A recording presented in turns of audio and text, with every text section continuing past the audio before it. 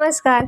आज आपण एका अशा विषयावर बोलणार आहोत जो बऱ्याच जणांना अनुभवायला येतो पण फारसा बोलला जात नाही. माइंड टायर्ड असणं. आपण सहज म्हणतो, आज खूप काम आहे, मी बिझी आहे, थोडा थकवा आहे, काही स्पेशल नाही. पण कधी कधी कामामुळे नाही येत थकवा, तर मन थकल्यामुळे येतं. बॉडी टायर्ड आणि माइंड टायर्ड यात एक सटल फरक आहे. बॉडी टायर्ड असली की रेस्ट घेतली तरी बरं वाटतं, पण माइंड टायर्ड असलं की रेस्ट घेतल्यानंतरही मन फ्रेश वाटत नाही. आता प्रश्न असा आहे, माइंड टायर्ड आहे हे ओळखायचं कसं? माइंड टायर्ड आहे हे कसं ओळखायचं?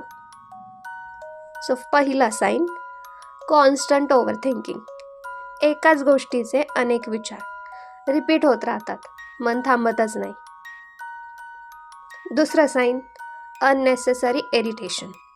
लहान गोष्टींवर रिॲक्ट होणं आणि नंतर स्वतःलाच वाटणं, मी एवढं का चिडले. तिसरं साईन, इमोशनल नमनेस. ना फार आनंद ना फार दुःख, फक्त एक फ्लॅट ब्लँक फीलिंग. हे साईन सगळ्यात जास्त इग्नोर होतं. चौथं sine, social withdrawal.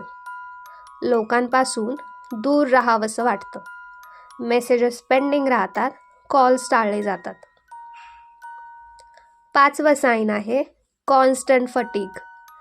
Proper sleep असूनही एनर्जी कमी वाटते, मोटिवेशन लो असतं.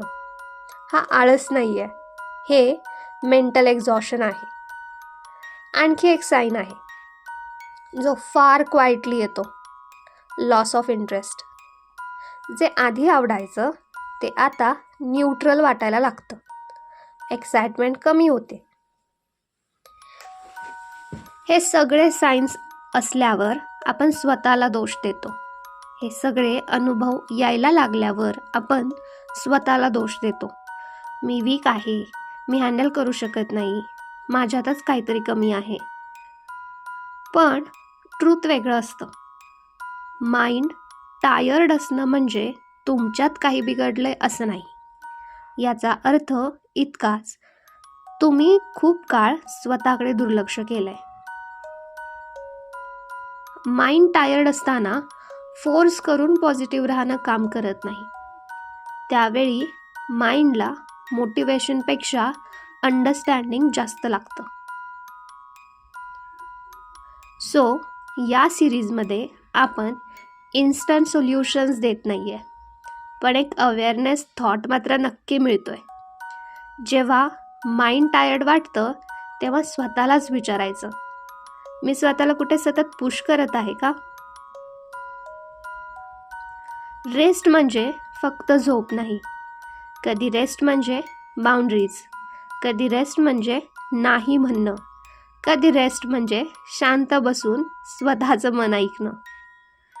आज जर आपण काही सायन्स यातले अनुभव करत असू तर पॅनिक करू नका. हा वीकनेस नाही आहे, हा एक जस्ट सिग्नल आहे. पुढच्या एपिसोडमध्ये आपण अँक्झायटी, फिअर, ओव्हरथिंकिंग आणि कंट्रोल यातला फरक समजून घेणार आहोत, खूप क्लिअरली आणि प्रॅक्टिकली. तोपर्यंत आज फक्त एवढंच लक्षात ठेवा, माइंड टायर्ड असणं म्हणजे फेल होणं नाही. ते जस्ट तुम्हाला पॉज घ्यायला सांगतंय.